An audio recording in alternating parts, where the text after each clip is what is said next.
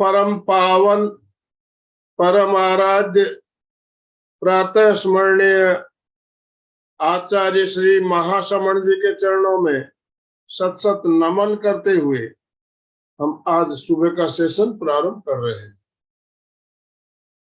त्रिपदी वंदना।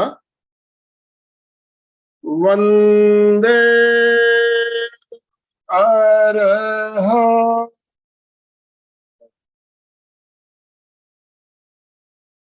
वंदे गुरु परम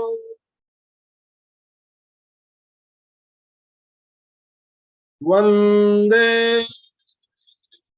सत्यं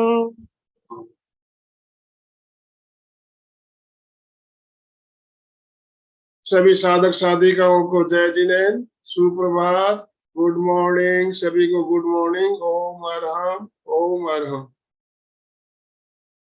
आज सोमवार का दिन, जैसा कि आप सब जानते हैं, सोमवार को हमने एक विशेष श्रृंखला प्रारंभ की है, प्रेक्षा ध्यान के अंग।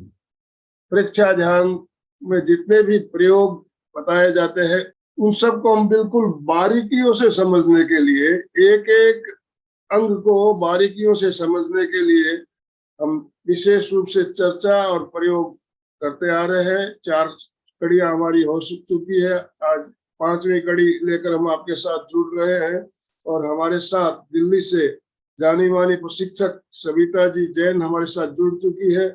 सविता जी, आपका बहुत बहुत स्वागत, बहुत बहुत वेलकम। तो आज का हमारा जो विषय है, हमने पहले 2 बार हमने कायोत्सर्ग पे कार्यक्रम लिए। आज हमारा कायोत्सर्ग के ऊपर ही विशेष कार्यक्रम होने जा रहा है। पिछले सप्ताह हमने जाना था कायोत्सर्ग का वैज्ञानिक आधार के ऊपर बात की थी। आज हम जानेंगे कायोत्सर्ग का आध्यात्मिक आधार क्या है, उसके ऊपर बात करेंगे और साथ में हम कायोत्सर्ग का प्रयोग भी करने वाले हैं। तो कायोत्सर्ग क्यों किया जाता है ये हमने पहले भी सुना, आज भी सुनने वाले हैं, और इसका आध्यात्मिक आधार क्या है डिटेल में हम बात करेंगे, समझेंगे और प्रयोग करेंगे। तो मैं सविता जी आपको मंच समर्पित करता हूँ। आप आगे की आपका संचालन प्रारंभ करें। सुप्रभात, good morning. Good morning, good morning, very very good morning. MPK fitness और सभी यहाँ पर जुड़े हुए सभी का बहुत बहुत आभार। अभी आज का जो हमारा टॉपिक है वो है कायोत्सर्ग का आध्यात्मिक आधार। तो एक बार मैं स्क्रीन भी शेयर कर देती हूँ।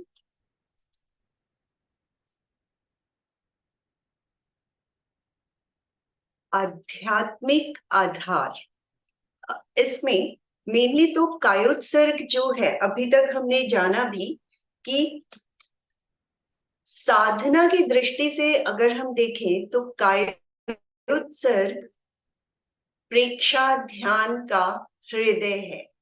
जिस तरह हमारा हृदय हमारे शरीर का एक वाइटल, कायोत्सर्ग भी प्रेक्षा ध्यान का एक बहुत ही इंपॉर्टेंट वाइटल ऑर्गन है। अल्टीमेटली कायोत्सर्ग का पर्पस क्या है? Self realisation. Self realisation is आत्म साक्षात्कार। और ये भी एक बहुत इंपॉर्टेंट फैक्ट है कि शरीर और आत्मा को हम एक साथ अनुभव नहीं कर सकते। शरीर और आत्मा दोनों बिल्कुल अलग अलग आइडेंटिटीज हैं। इसी फैक्ट को एक बहुत बड़े वैदिक स्कॉलर रहे हैं आदि शंकराचार्य, उन्होंने इसे बहुत अच्छे से बेसिकली अपनी स्पिरिचुअल डेवलपमेंट के लिए शरीर क्या इम्पोर्टेंस है उसको लेकर बहुत अच्छे से एक एग्जाम्पल से कंपेयर, घर से अपने शरीर को एक घर से कंपेयर करते हुए बहुत अच्छे से समझाया है कि जिस तरह से एक घर होता है उसमें पिलर्स होते हैं, दीवारें होती हैं, छत होती हैं, इसी तरह शरीर में भी हड्डियां हैं, मांस है, बहुत सारे ऑर्गन्स हैं। तो घर बना है बहुत सारी अलग अलग चीजों से मिलकर, इसी तरह शरीर भी बना है बहुत सारी चीजों से मिलकर, चाहे वो ऑर्गन्स हैं, हड्डियां हैं। तो घर जो होता है वो बना है उसमें रहने वाले व्यक्ति के लिए।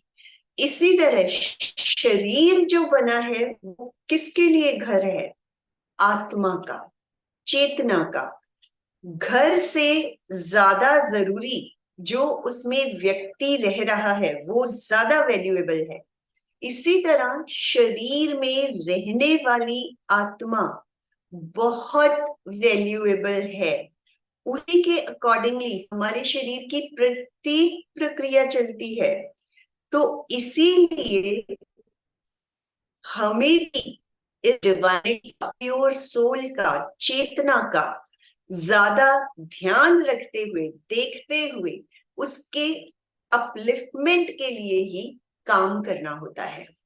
तो वो किस तरह से हो सकता है? इनफैक्ट हम अपना पूरा जीवन जो हमारी 5 सेंसेस के थ्रू जो हमें सब कुछ मिलता है, देखते हैं, सुनते हैं, उसी में अपनी पूरी एनर्जी लगा देते हैं। उन्हीं सब बाहर के विषयों को एंजॉय करने में पूरी एनर्जी लगा देते हैं।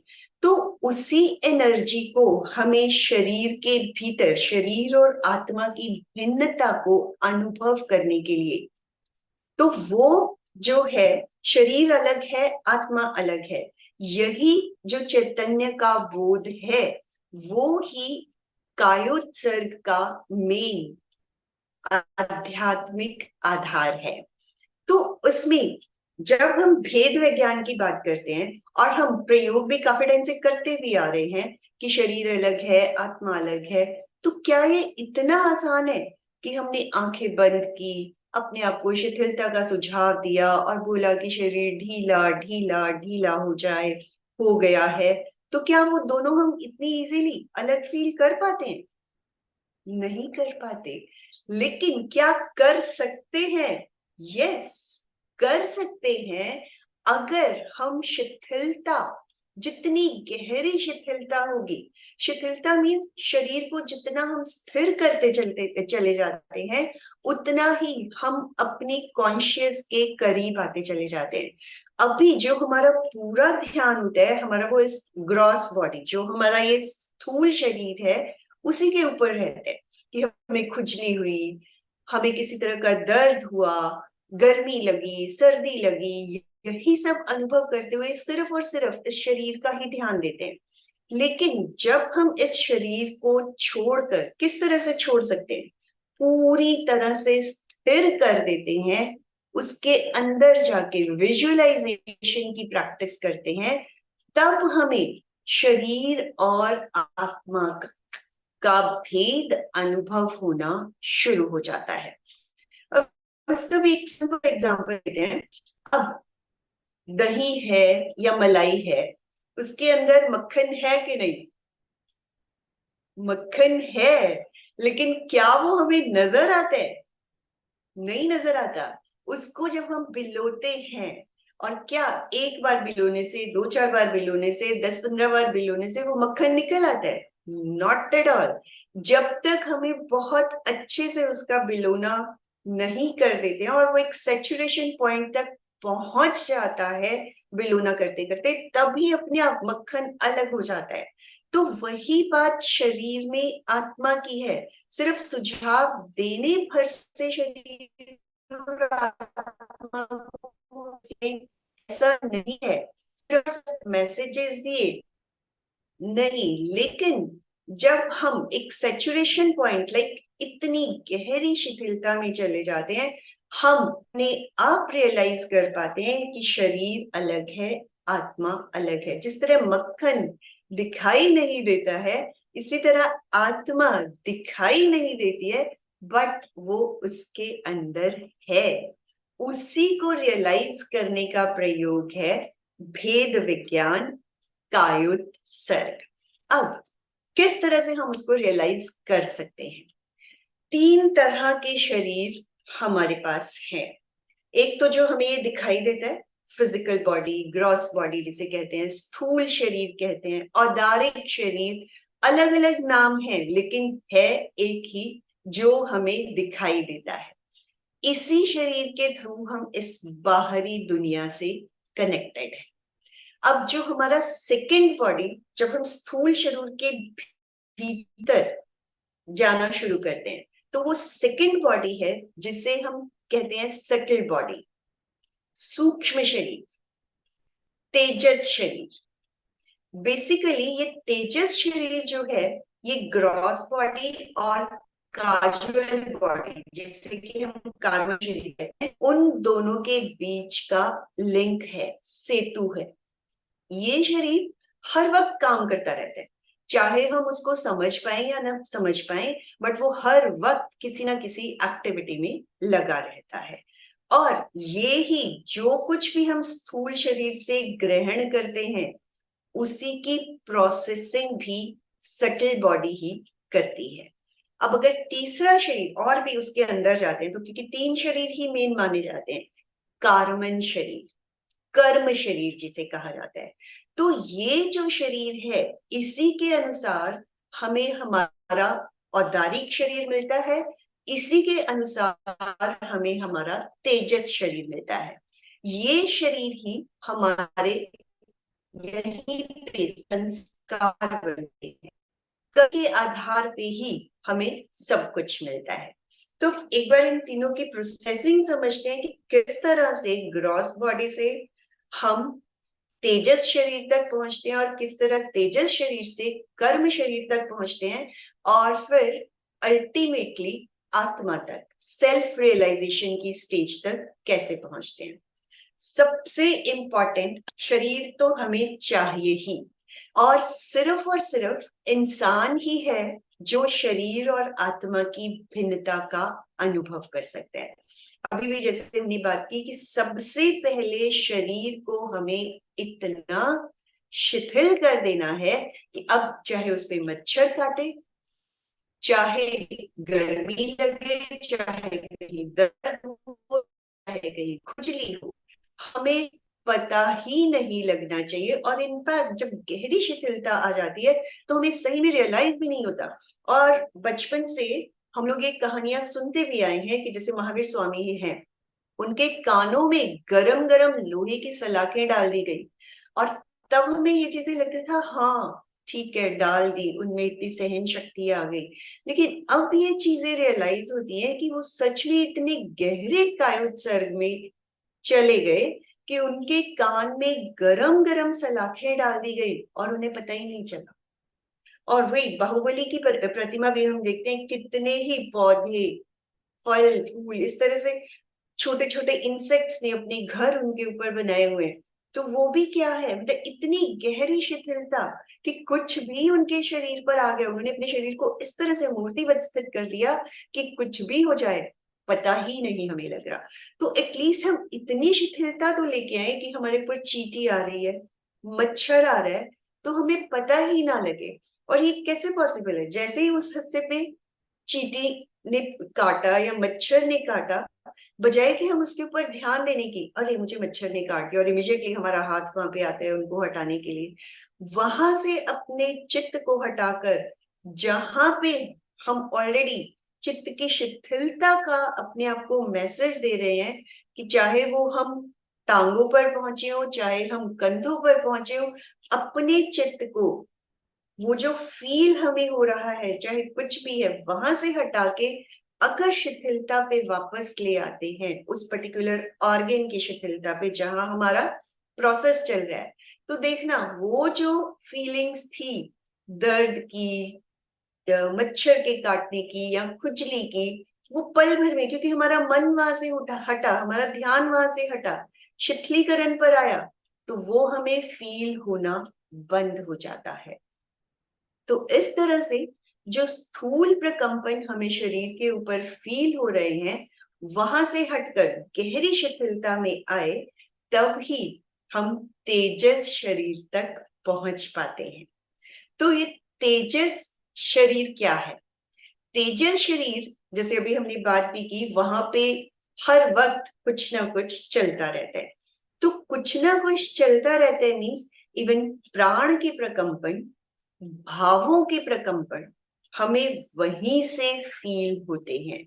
जैसे ही हमने शरीर के प्रकंपनों को अनुभव करना बंद किया, तो हमें प्राण के प्रकंपन, वाइब्रेशन, स्पंदन, वो फील होने शुरू हो जाते हैं।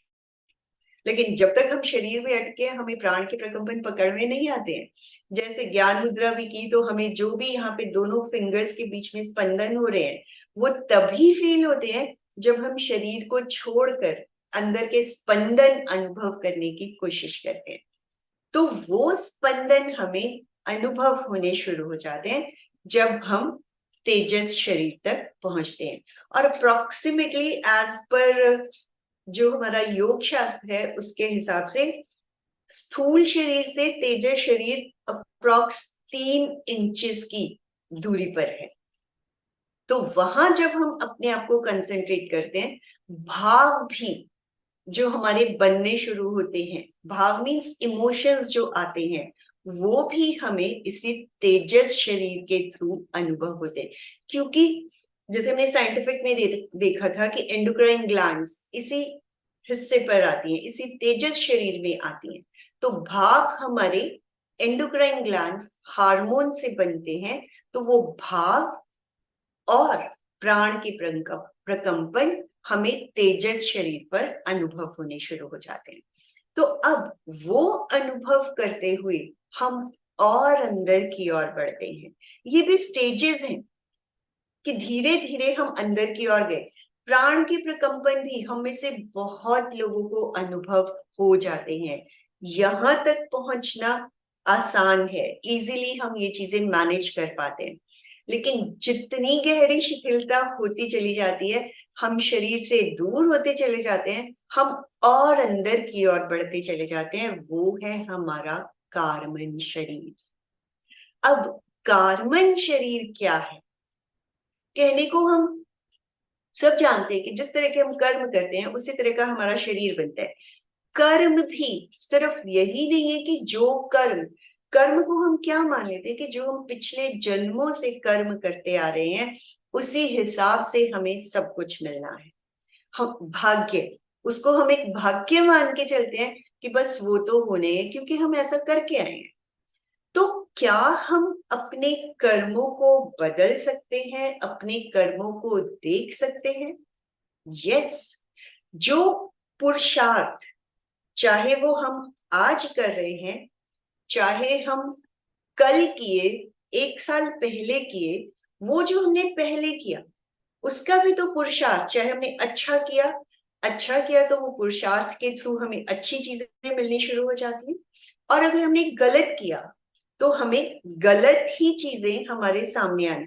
लेकिन हम पीछे क्यों जाएं? अगर हम सिंपल आज की और अभी की भी बात करें, जो भी काम हम कर रहे होते हैं, तो जो हमने काम किया, चाहे हमने ऑफिस में किया, चाहे हमने घर में किया, जिस तरह का जो काम हम कर रहे होते हैं उसी के अकॉर्डिंगली तो हमें फल मिलता है।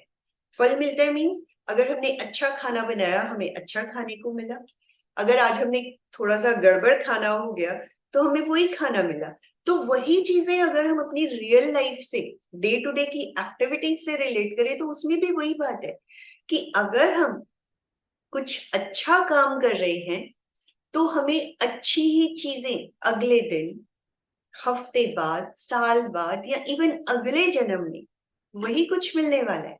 और अगर हम कुछ गलत कर रहे हैं, चाहे हमने आज किया, चाहे साल भर पहले किया, या 1 जन्म पहले किया, 4 जन्म पहले किया, वही सारी चीजें कर्मों के थ्रू हमारे सामने आती चली जाती हैं।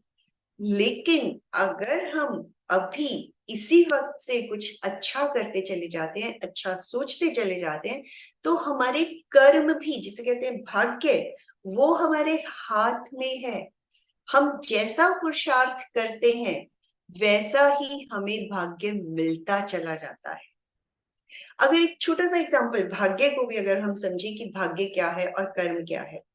डेली रूटीन में हम जैसे सब्जियां खरीदते हैं तो एक व्यक्ति रोज एक ही सब्जी वाले से सब्जी खरीदता था। उसने उसको पूछा कैजुअली कि तुम भाग्य पे विश्वास करते हो?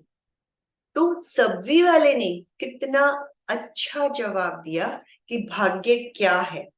वो उसने कहा कि आपके पास लॉकर तो हो गए, हर किसी के पास होती है। कहते उसमें 2 चाबियां लगती है, एक चाबी हमारे पास होती है, एक चाबी बैंक के पास होती है। तो जो बैंक की चाबी है वो चाबी है भाग्य की चाबी। और जो हमारे पास चाबी है वो चाबी है हमारे पुरुषार्थ की, हम जो कर्म कर रहे हैं। जब तक वो दोनों चाबियां नहीं लगेंगी तब तक हम उस लॉकर को नहीं खोल सकते। तो यही चीज हमारे जीवन की है। तो जो हमने पिछले जन्मों में कमाया या अपने इसी जन्म में अभी तक के सालों में पुरुषार्थ किया, वो चाबी और जो हम करते चले आ रहे हैं वो चाबी, दोनों चाबियां लगती हैं तभी हम जीवन में आगे बढ़ते हैं।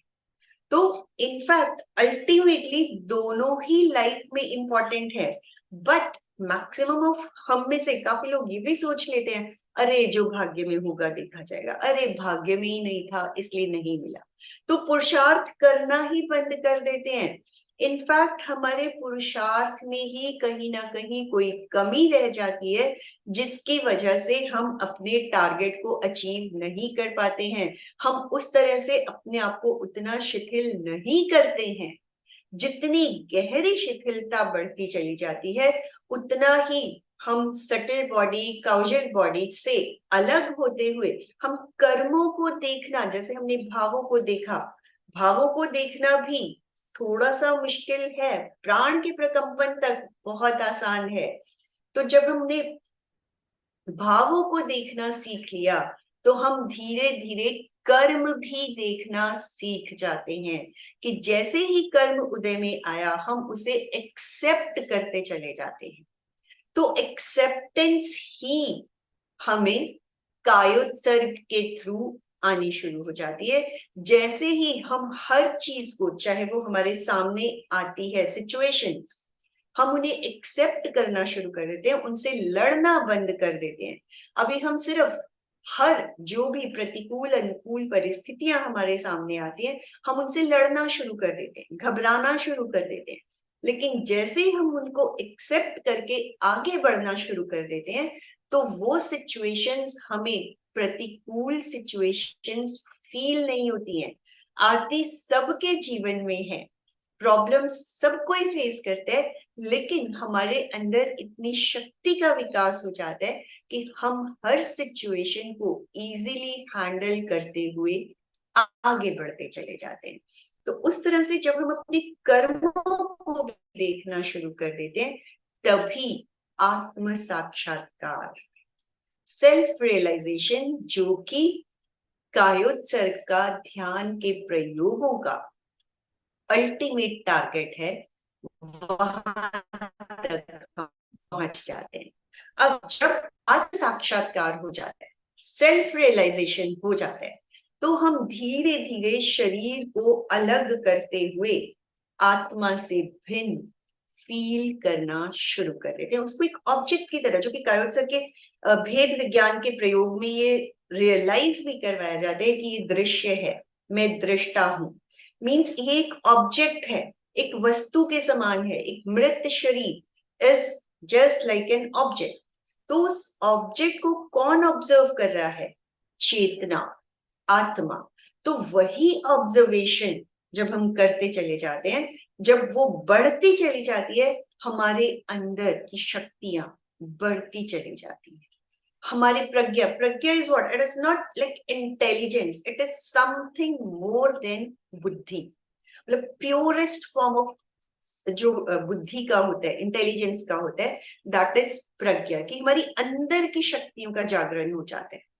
तो हमारा जो सोचने का तरीका होता है वो बदलना शुरू हो जाता है, हमारे बिहेवियर में परिवर्तन है। सबसे पहली बात तो अगर हमारा सोच में परिवर्तन आया, हमारा एटीट्यूड पॉजिटिव होता चला गया, तो सब कुछ, क्योंकि हमारा जो सिचुएशंस हैं अब हम उनके सॉल्यूशंस पे काम करना शुरू कर देते हैं, ना कि ये प्रॉब्लम क्यों आई, मेरे साथ ही क्यों ऐसा होता है, जब देखो मेरे साथ ही ऐसा होता है।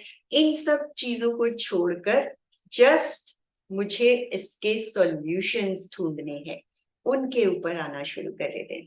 और हमारा जो सबकॉन्शियस माइंड है, अवचेतन मन है, उसी की रीप्रोग्रामिंग, रीप्रोग्रामिंग मीन्स अभी तक जिस तरह से हम सोच रहे थे, जो नेगेटिविटी उसके अंदर भरी पड़ी थी, वो ही पॉजिटिविटी में बदलती चली जाती है। और जो चीजें अवचेतन मन तक पहुंच जाती हैं वही हमारी आदतें बनती चली जाती हैं, संस्कार बनते चले जाते हैं। कार्बन शरीर फॉर हमारे जो व्यवहार के, संस्कार के जो रूट्स हैं वो वहीं पे बनते हैं। तो जब हम कर्म शरीर तक पहुंच गए, वहां पे ऑटोमेटिकली चेंजेस होनी शुरू हुई, हमारे बिहेवियर में भी परिवर्तन आता चला जाता है। और अब जैसे मच्छर का काटना हुआ, ऑटोमेटिकली हमारी पेशेंस बढ़ गई, हमारा डर खत्म होना शुरू हो गया। अभी हमें डर ही तो लगता है, जिसकी वजह से हम एकदम से अपना हाथ हटा देते हैं, अरे मुझे खुजली हो रही है, अरे मुझे मच्छर नहीं काटा। तो ऑटोमेटिकली सिर्फ सिर्फ उसके लिए पेशेंस नहीं बढ़ी है, overall day to day life में जिस तरह के सर्कमस्टांसेस हमारे पास आते हैं, हर तरह की पेशेंस बढ़ती चली जाती है, हर तरह की सिचुएशंस को हम हैंडल करना सीख जाते हैं।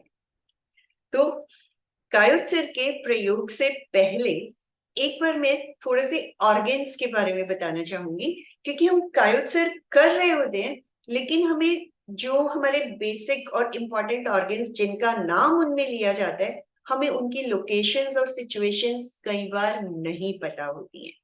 तो उसी से रिलेटेड आज थोड़ा सा समझते हैं। ये है किडनीज। किडनीज जो होती है वो हमारे पीछे की ओर होती है, रीढ़ की हड्डी की तरफ ही पीछे की ओर हमारी किडनीज होती हैं। एक मिनट। तो ये जो किडनीज होती हैं ये पीछे की ओर है, रीढ़ की हड्डी के पास नीचे की ओर। और ये जो बाकी के वाइटल ऑर्गन्स होते हैं शरीर के भीतर, एक बार मैं बताती भी हूँ। देखिए, स्टमक हमारा राइट साइड में होता है, यहाँ पे एक बहुत बड़ा सा ऑर्गन है स्टमक। हम अक्सर बोलते हैं अमाशय, अग्नाशय। तो ये तिल्ली जिसे हम कहते हैं, दिस इज स्प्लीन। और ये डियोडेनम, पक्वाशय जिसे हम कहते हैं, बिल्कुल जो स्टमक का नीचे वाला हिस्सा होता है, ये छोटी आंत से जुड़ता है। तो दोनों को जो जोड़ता है उस हिस्से को बोलते हैं डियोडेनम। अग्नाशय होता है हमारी पैनक्रियाज। पैनक्रियाज ये हमारा स्टमक, और ये बड़ी आंत कि ये जो बीच में एक ये लंबा सा पीले रंग का दिखाया हुआ है, ये होती है पैनक्रियाज जिसे हम कहते हैं अग्नाशय। तो ये चार चीजें हमारी यहीं पे जुड़ी हुई होती हैं, स्टमक, स्प्लीन, डियोडेनम और पैनक्रियाज। तो इनफैक्ट जो हमारा डायफ्राम होता है वो सीने और पेट के बीच में यहाँ पे एक मसल होता है, तनुपट जिसे कहा जाता है। तो तनुपट जब हम श्वास लेते हैं तो उसको नीचे की ओर फैलाते हैं, और जब हम श्वास छोड़ते हैं तो उसी को ऊपर की ओर अपने आप वो आ जाता है।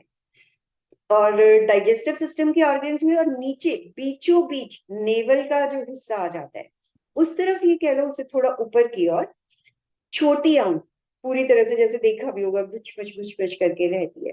और उसी के चारों ओर बड़ी आंत पूरी तरह से कवर्ड होती है। छोटी आंत बीच में, बड़ी आंत उसके चारों ओर होती है।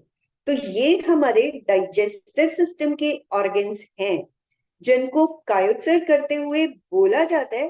बट अगर हम लोकेशन वाइज भी उनको ढंग से मैनेज करते हैं तो वो ज्यादा अच्छा कायोत्सर्ग हमारा सजता है, जब हमें हर अवयव की लोकेशन पता होती है। बाकी सारी लोकेशंस तो हमें अच्छे से पता होती है, मेन सिर्फ स्टमक के अंदर के जो ऑर्गन्स होते हैं वो बहुत सारे होते हैं।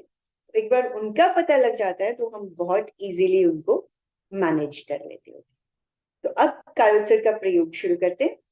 जिस तरह से कायोत्सर्ग के प्रैक्टिकल के लिए तैयार हो जाए। दोनों हथेलियां जुड़ी हुई, संकल्प।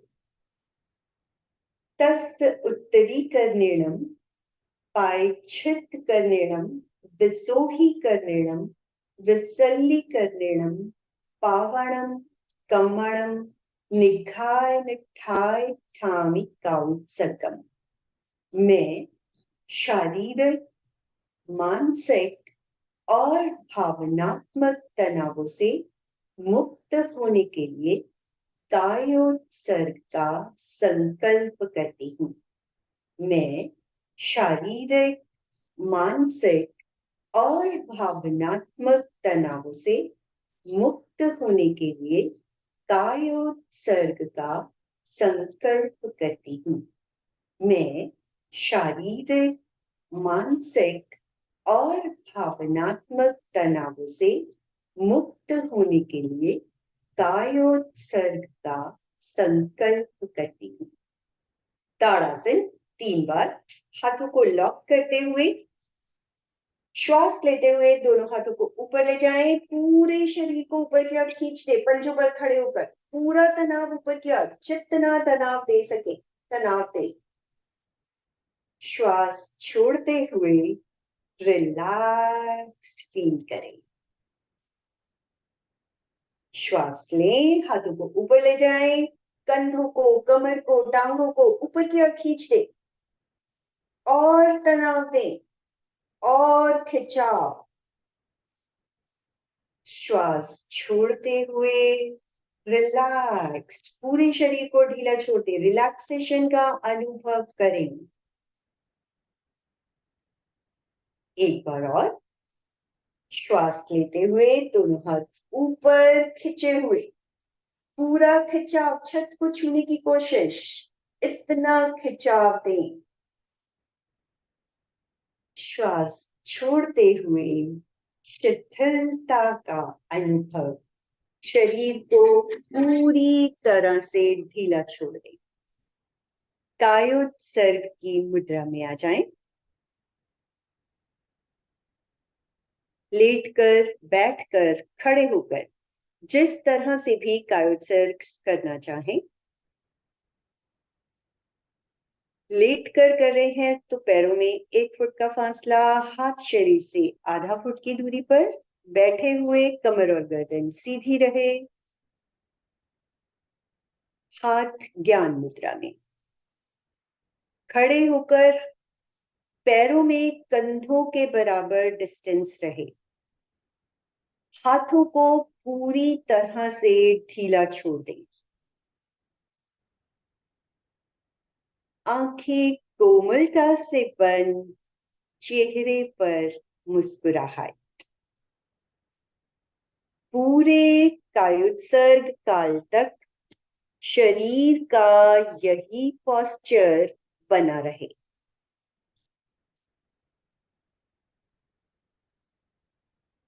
सुझाव दें, पूरा शरीर मर्क्यूरी की तरह भारी भारी, Recording in progress. भारी हो गया है।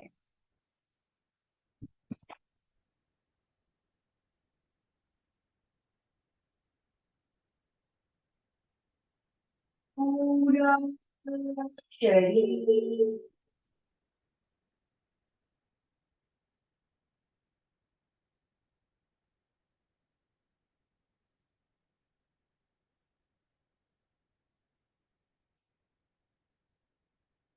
हल्का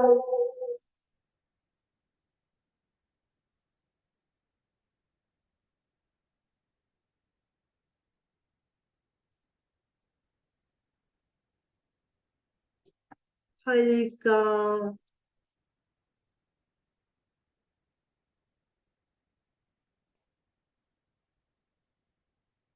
हल्का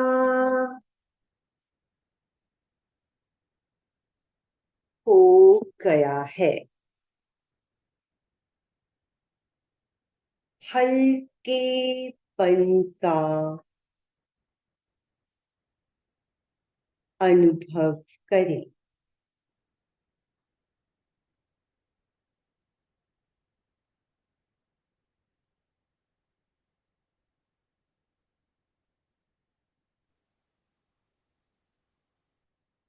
बंद आंखों से चित्त को राइट लेग के अंगूठे पर ले जाएं। स्किन को देखते हुए अंदर जाएं।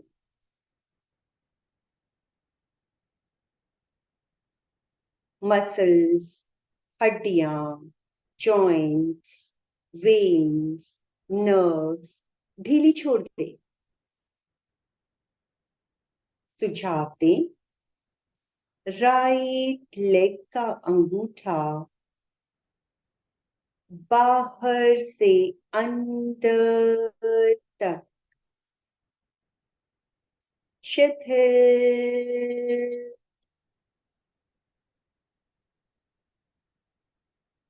हो जाए, शिथिल हो जाए, शिथिल हो जाए। अनुभव करें, राइट लेग का अंगूठा रिलैक्स हो रहा है, रिलैक्स हो रहा है। अनुभव करें, अंगूठा पूरी तरह से शिथिल हो गया है। इसी तरह एक एक करके उंगलियां पंजा, तलवा, एड़ी, एंकल जॉइंट, पिंडली, काफ मसल्स, घुटना, सांथल, कटी भाग, पूरा राइट लेग बाहर से अंदर तक शिथिल हो गई है। लेफ्ट से कंपेयर करें, डिफरेंस को फील करें। इसी तरह बायां पैर, पैर का अंगूठा, उंगलियां, हथेली,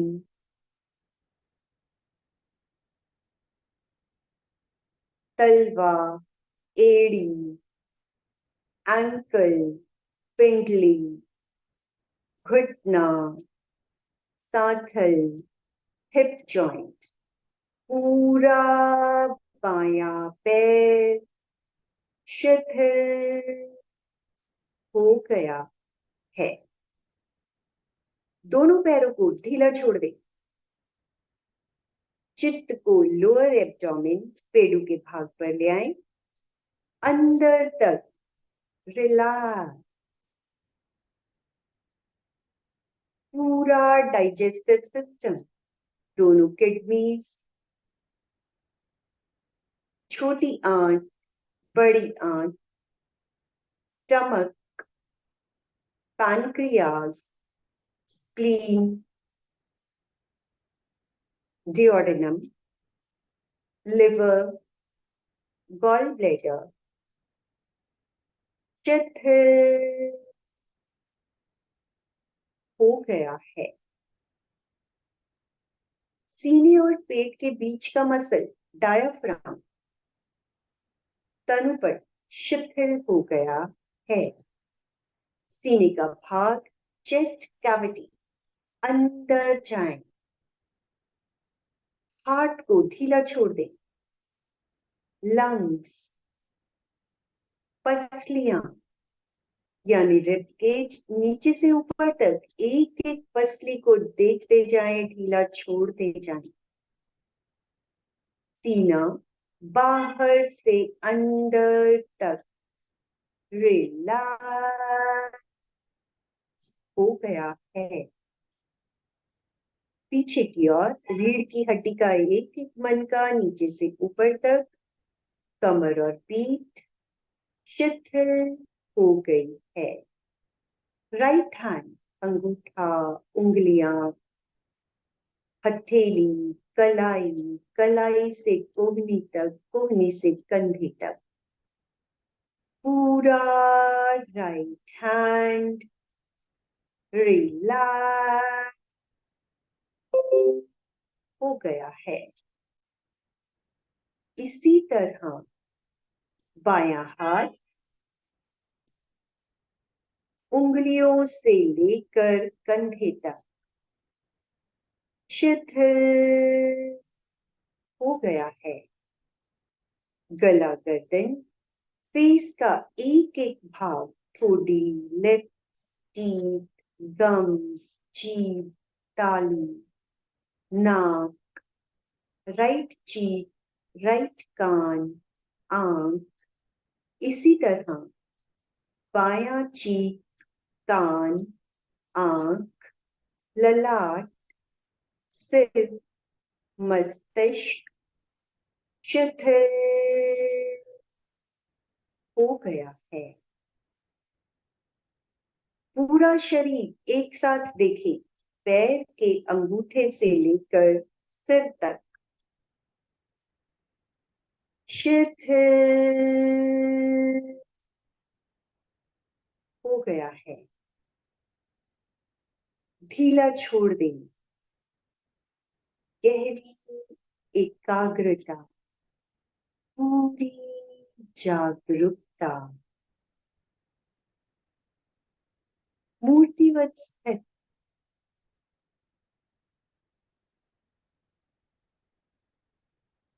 शरीर के चारों ओर चमकते हुए श्वेत रंग के प्राण के प्रवाह का अनुभव करें। ब्राइट वाइट कलर की वाइटल एनर्जी शरीर के चारों ओर फैली हुई है। आभा मंडल निर्मल हो रहा है। कण कण में शांति का अनुभव।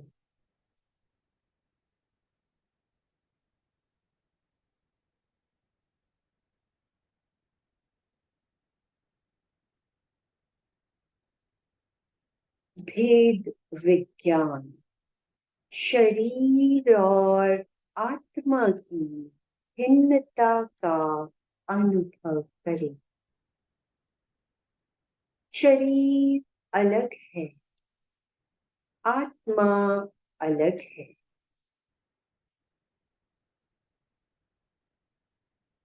शरीर दृश्य है, आत्मा दृष्टा है।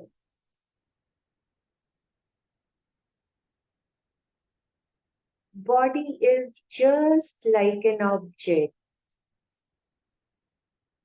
Observe it.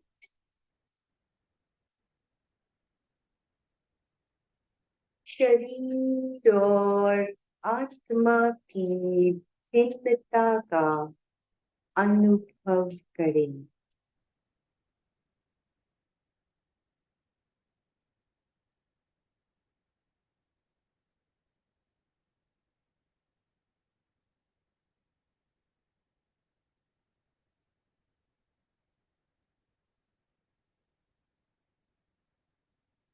शरीर एक दृश्य है। ऑब्जर्व करें। शरीर अलग है, आत्मा अलग है।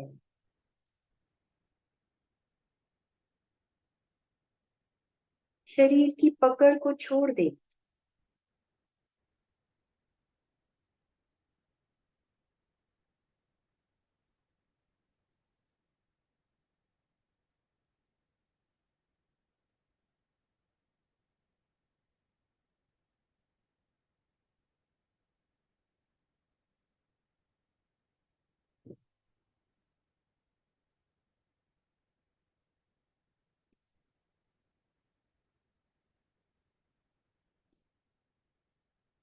शरीर अचेतन है, just like in dead body. आत्मा चेतन है, ऑब्जर्व करें।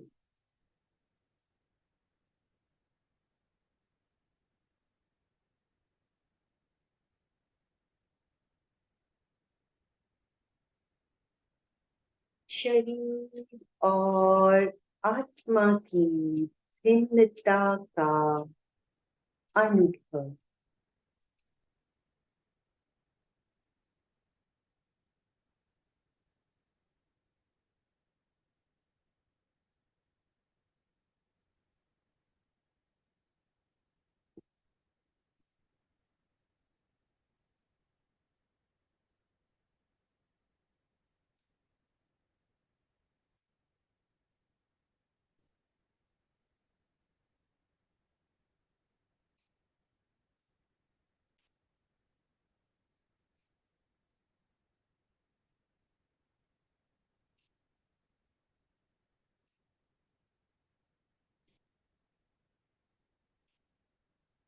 पैर के अंगूठे से लेकर सिर तक चित्त और प्राण की यात्रा करें।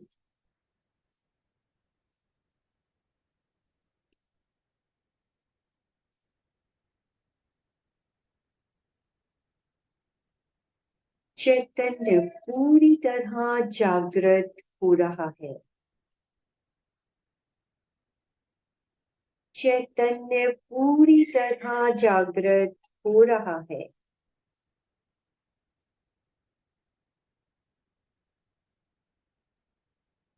कण कण में प्राण का अनुभव। पैर के अंगूठे से लेकर सिर तक।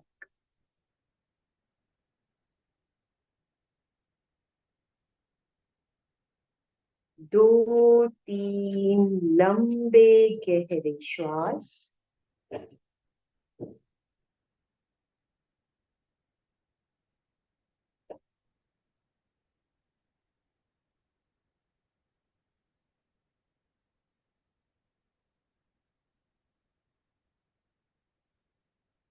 श्वास के साथ शरीर में सक्रियता का अनुभव। शरीर को एक्टिवेट करें।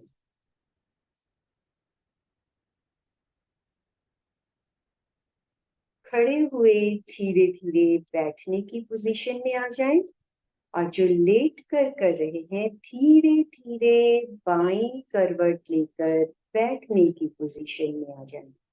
आंखें बंद रहें। धीरे धीरे लेफ्ट करवट लेते हुए बैठने की पोजीशन। हथेलियां जुड़ी हुई। 3 बार शरण सूत्र की वाइब्रेशंस पूरे शरीर में। अर्हन्ते शरणं पवचामि। सिद्धे शरणं पवचामि। साहू शरणं पवचामि। केवलीपणतं धम्मं शरणं पवचामि। अर्हन्ते शरणं पवचामि। सिद्धे शरणं पवचामि। साहू शरणं पवचामि।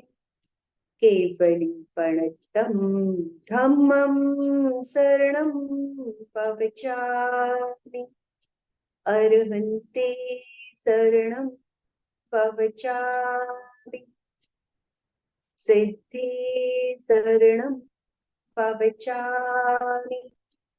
साहू शरणं पवचामि। केवलीपणतं धम्मं शरणं पवचामि। सत्य की वंदना। वंदनासन में आ जाएं। श्वास लें। वंदे सत्यं सत्यम बोलते हुए नीचे झुकें, सिर को जमीन तक लाएं, श्वास लेते हुए ऊपर, वंदे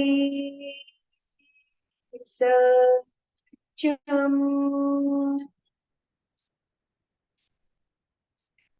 श्वास लेते हुए ऊपर, वंदे सत्यम।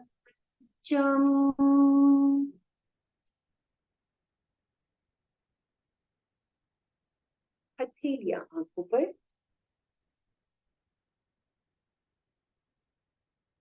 हथेलियों से आंखों पर कप बनाकर अंधेरे में आंखों को टिमटिमाएं।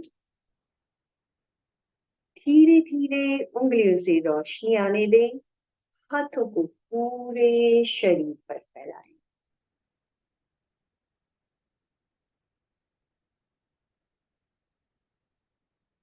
ओम।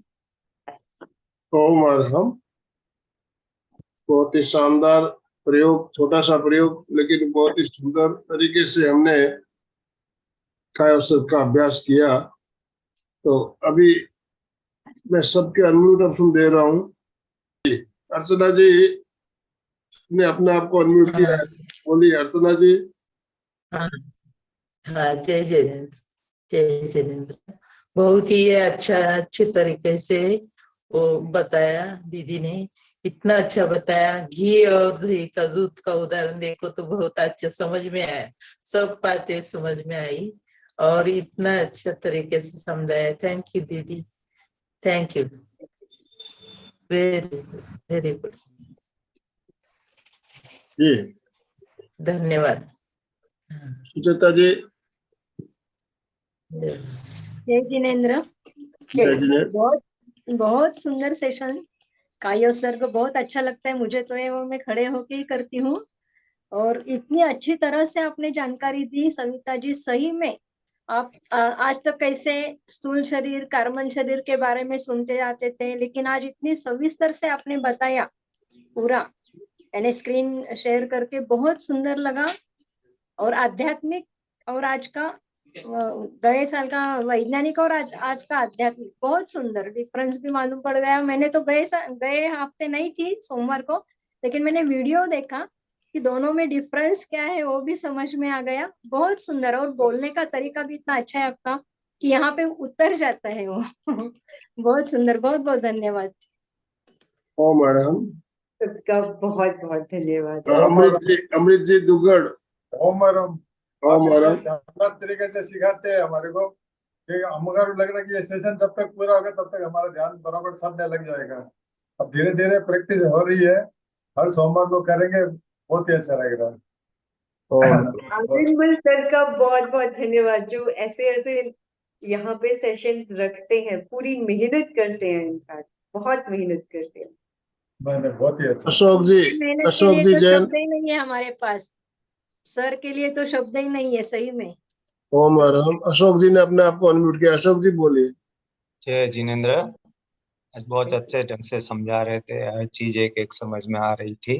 लेकिन जब प्रयोग करते हैं तो उसमें जब तक गहराई में नहीं जाएंगे तब तक अपन वहां नहीं पहुंच सकते, ऐसा अनुभव रहता है।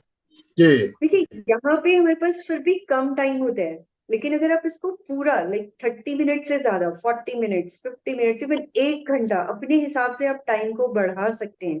तो जितना ज्यादा रियलाइजेशन का टाइम देंगे उतना ज्यादा आपको फायदा मिलता चला जाएगा। लेकिन जब भी सामने से कोई बोलता है ना तो जल्दी हो जाता है, जब भी हम स्वयं को देते हैं तो थोड़ा सा उतना नहीं होता है। ये अगर तो होता सामने है, से सब कोई बोल रहा ध्यान है ज्यादा कि देता है। हाँ, थोड़ा सा फर्क पड़ जाता, फर्क होता है उसमें। जय जिनेंद्र। पूरी आई में आ रहा है, अभी धीरे धीरे डीप में जा रहे हैं, बहुत अच्छा लग रहा है। और ध्यान तो मैं रेगुलर करती हूँ। तो लंबे ध्यान में जाने के लिए हमें और मतलब क्या करना चाहिए कि हमारा और कायोत्सर्ग और लंबा होए? और तो अभ्यास ही है, इसके लिए अभ्यास ही करना पड़ेगा। बिल्कुल हम्म। आपको सुझाव देते रहे, प्रैक्टिस करते रहे, यही एक तरीका है। रीना जैन ने अपना वीडियो ऑन किया, अनम्यूट कीजिए रीना जी, अनम्यूट योरसेल्फ। जय जिनेंद्र। जय जय जिनेंद्र। जिनेंद्र। बहुत बहुत अच्छे से दीदी शायद सर्व हुआ है। Thank you so much. जय जिनेंद्र सभी को। मेरा भी यही क्वेश्चन था कि अगर हम लंबे टाइम पे इसको अगर हम ध्यान में जाते हैं तो हमें गाइडेड मेडिटेशन के अलावा क्या मतलब अपने आप भी हम इसको फिर नींद में चले जाते हैं, उसके बाद नींद आ जाती है। देखिए, उसके लिए भी आप चाहें तो स्टार्टिंग में जब हम संकल्प कर रहे होते हैं उसी वक्त अगर अपने आप को सजेशन दे देते हैं कि मैं जागरूक बनी रहूंगी, और एक सेंटेंस हम बोलते हैं मैं नींद में नहीं जाऊंगी, इंस्टेड ऑफ नींद में नहीं जाऊंगी, नहीं वाले सेंटेंसेस अवॉइड करने की कोशिश कीजिए कि मैं पूरे कायोत्तर काल तक जागरूक बनी रहूंगी। तो जी। आपकी जागरूकता, क्योंकि जैसे हमने मैसेज दे दिया शारीरिक मानसिक भावनात्मक तनावों से मुक्त होने के लिए कायोत्सर्ग का संकल्प करती हूँ, और साथ ही आपने ये भी मैसेज दिया कि मैं जागरूक बनी रहूंगी। धीरे ठीक धीरे है। हमारा मस्तिष्क इन सब मैसेजेस को पकड़ लेता है, उसको आदत बन जाती है और वो उसी पोजीशन में बने रहते हैं। फिर देखना पूरा पूरे का पूरा अच्छे से कर पाएंगे और रियलाइजेशन भी बहुत अच्छे से होता है। प्रैक्टिस तो चाहिए, करना तो हमें है। ऑब्वियसली जो यहाँ जुड़े हैं वो प्रैक्टिस कर ही रहे हैं, दैट इज बहुत श्योर। बढ़िया। देखिए कोमल जी, आपने पूछा अभी गहराई में जाने के लिए क्या करना चाहिए, तो मेरा तो सुझाव आपको यही है कि आप एक शिविर अटेंड कीजिए। जब हम शिविर अटेंड कर लेते हैं 8 दिन का, तो शिविर अभी अगले सप्ताह देखिए लाडनू में शिविर हो रहा है, बेंगलोर में भी हो रहा है, कोलकाता में भी हो रहे हैं शिविर, अगले सप्ताह बहुत सी जगह शिविर हो रहे हैं। और सविता जी लाडनू जा रही है शिविर करवाने के लिए, मैं बेंगलोर जा रहा हूँ, और मंजू जी हमारी कोलकाता में। तो जहां भी आपको सुविधा हो आप वहां पहुंचिए, और 8 दिन का शिविर अगर आपने कर लिया तो आपके जीवन की दिशा बदल जाएगी। और दिन भर में हमको 2 या 3 बार कायोत्सर्ग करवाया जाता है पूरे दिन में। तो इस तरह से आप अभ्यास भी होगा और हम बिल्कुल गहराई तक। और शिविर में जाने के बाद ऐसा वापस आने की इच्छा नहीं होती है मन में, ऐसा लगता है कि और हमारा शिविर लंबा चलता रहे, ऐसी अनुभूति। और वो जो बिना तेल का बिना मसाले का जो खाना भोजन मिलता है वहाँ बाद में इतना टेस्टी लगता है, और हमारी इसके अपने आप हमारे शरीर से बीमारियां निकलनी शुरू हो जाती है। तो वो खान पान, वहाँ का वातावरण, वहां जाने के बाद बीमारियां शरीर से अपने आप धीरे धीरे कम होने लगती है। तो एक शिविर जरूर अटेंड कीजिए, पॉसिबल हो। और हर महीने शिविर होते हैं हमारे। सविता जी, आप शिविर के बारे में थोड़ी सी जानकारी करा दीजिए, दिल्ली लाडनू शिविर के बारे में। देखिए, लाडनू शिविर का तो ये है कि वहां का एक एटमॉस्फेयर भी बहुत अट्रैक्ट करता है, मतलब क्योंकि नेचुरल सराउंडिंग्स के बीच में है। और जितने वहां पे, जैसे हम अपने आसपास यहाँ पे कबूतर और कौवे सुनते हैं ना, वहां पे आपको सुबह उठते ही मोरों की आवाज सुनाई शुरू हो जाती है, और आसपास भी ऐसे घूमते हुए मिलते हैं, लाइक हम इमेजिन भी नहीं कर पाते कि इतने नेचुरल एटमॉस्फेयर के अंदर हैं। और वो सही है कि शुरू में कहीं किसी किसी को 1 या 2 दिन जरूर तकलीफ होती है, क्योंकि सुबह 4 बजे उठना है, तैयार होके 5 बजे तक सेशंस के लिए पहुंचना है, वो सारी चीजें हैं। बट 1 या 2 दिन जो मैनेज, जिनको अगर तकलीफ होती है, अदरवाइज तकलीफ होती नहीं है, बट इतना मजा आने लगता है जब तक वो 8 दिन पूरे होते हैं, हर किसी को लगता है 1-2 दिन और बढ़ जाते, 1-2 दिन और बढ़ जाते। तो वो फीलिंग जब लोग लास्ट डे शेयर करते हैं तो सुन के भी बहुत अच्छा लगता है। और इनफैक्ट हमारे यहाँ बीच में एक अभी आई डोंट नो है अभी ज्वाइन किया हुआ है कि नहीं, ज्वाइन तो किया था उन्होंने, अगर है तो आप एक बार अपने आप को अनम्यूट करके बताइए। उन्होंने शिविर ही ज्वाइन किया था।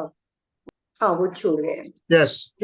हाँ, तो इनफैक्ट इतना मजा आता है लोगों को। ध्यान के सेशंस होते हैं, योग का सेशन सिर्फ एक होता है। सतीश जी ने अपने आप को अनम्यूट किया। सतीश जी बोलिए। ओम आराम, सभी को ओम आराम। प्रणाम। मैंने अप्रैल में लाड़नू में शिविर अटेंड किया था, और अब मोस्ट प्रोबेबली सितंबर के शिविर में फिर लाड़नू में जाने का मन मेरा बन रहा है। और मेरे मित्र भी मेरे साथ गए थे, आदरणीय सविता जी ने ही शिविर लिया था। बहुत ही सुंदर स्थान है, और वहां जाकर के वास्तव में मन इतना रम जाता है वहां कि आने का मन नहीं करता वहां से, इतना अच्छा लगता है। आज का भी अपना काई उत्सव का प्रयोग बहुत ही सुंदर ढंग से संपन्न कराया आपने। तो मुझे खड़े होकर के इस प्रयोग को करने में कुछ कठिनाई अनुभव होती है। बाकी तो बैठ करके या लेट करके तो कोई परेशानी नहीं है। देखिए, जरूरी नहीं है कि हमें खड़े होकर करना ही है।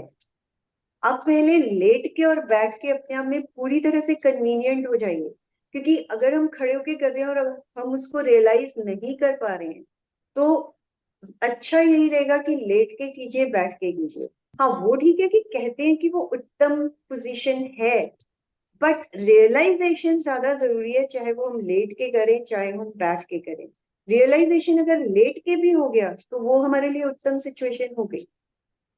तो बॉडी में तनाव नहीं आना चाहिए। अगर तनाव आ जाता है तो हम बाकी की चीजें छोड़ देते हैं, फिर हम पूरी तरह से शरीर को ही देखना शुरू कर देते हैं। यहाँ दर्द हो रहा है, पैर बैलेंस नहीं हो रहे हैं, जी पैरों को मोड़ना पड़ेगा। तो बेटर ये है, पोस्चर सबसे पहले सही होना चाहिए, जिसमें हम बिल्कुल बिल्कुल।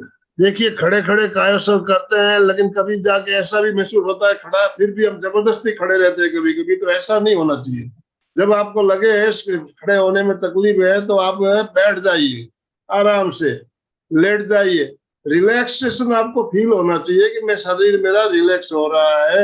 आसन चाहे कोई भी हो, लेटे हो, कोई भी आसन में बैठे हो, कुर्सी पे बैठे हो, नीचे बैठे हो, अनुभूति आनी चाहिए शरीर में। वो अनुभूति जब तक नहीं आएगी तब तक हमें वो आनंद नहीं आ पाएगा। तो खड़े होकर करना, बैठ कर करना या लेट कर, ये मायने नहीं रखना है, मायने नहीं रखता है। जो इंस्ट्रक्शन हमें मिल रहे हैं वैसा अनुभव हमें होने लगता है और तभी हमें आनंद आता है। तो बहुत सुंदर तरीके से हमारा सेशन आज का संपन्न हो रहा है। तो एक कायोसर्ग के ऊपर हमने देखिए 3 सेशन हमने लिए। पहले सेशन में हमने कायोसर्ग ध्यान का आदि बिंदु और अंतिम बिंदु भी इस बारे में जाना। दूसरे सेशन में इसकी वैज्ञानिक आधार क्या है उसके बारे में जाना, और आज हमने इसका आध्यात्मिक आधार के बारे में जाना। और प्रयोग भी हमने हर बार बहुत शानदार प्रयोग करते हुए कायोसर्ग को समझा है। तो इसी कायोसर्ग को ज्यादा से ज्यादा अभ्यास करना है। अब आपको अभ्यास करने के लिए आप खुद कर सकते हो, किसी भी गुरुदेव की सीडी या कोई भी ट्रेनर की सीडी भी आप चालू करके, आप वीडियो चालू करके आप कर सकते हो। तो नियमित अभ्यास जरूर करें। और जैसा कि मैंने बताया कि अगले सप्ताह लाडनू अगर पहुंच सकते हो तो अभी से आप प्लान करके 11, मेरे ख्याल से 11 तारीख से लाडनू में है, 11 तारीख से, और 13 तारीख से बेंगलोर में, और कोलकाता में भी शायद मेरे ख्याल से 13 तारीख से ही कोलकाता में भी हो रहा है। तो तीनों जगह में से किसी भी जगह आप पहुंच सकते हो तो जरूर पहुंचे। ओम अरहम। दोनों हाथ जोड़ते हुए, रीढ़ की हड्डी गर्दन सीधी रखते हुए, आंखों को बिना दबाव दिए कोमलता से बंद रखते हुए मेरे साथ साथ उच्चारण करें। मैं चैतन्यमय हूँ, मैं आनंदमय हूँ, मैं शक्तिमय हूँ। मेरे भीतर अनंत चैतन्य का, अनंत आनंद का, अनंत शक्ति का सागर लहरा रहा है। इसका साक्षात्कार करना ही मेरे जीवन का परम लक्ष्य है। हमारा आज का दिन मंगलमय हो, आनंदमय हो, शांतिमय हो। इन्हीं शुभ भावनाओं के साथ ओम शांति शांति शांति। कृतज्ञोस्मि, हम सब गुरुदेव के आभारी हैं। कृतज्ञोस्मि, हम सब गुरुदेव के आभारी। कृतज्ञोस्मि, हम और सविता जी के आभारी है सर। ओम आराम। सविता जी बहुत बहुत धन्यवाद आपका। जितने भी भाई बहन हमारे साथ जुड़े सभी के तरफ से आपका बहुत बहुत धन्यवाद, बहुत बहुत आभार। आपका भी, आप सबका। ओम आराम। ओम आराम।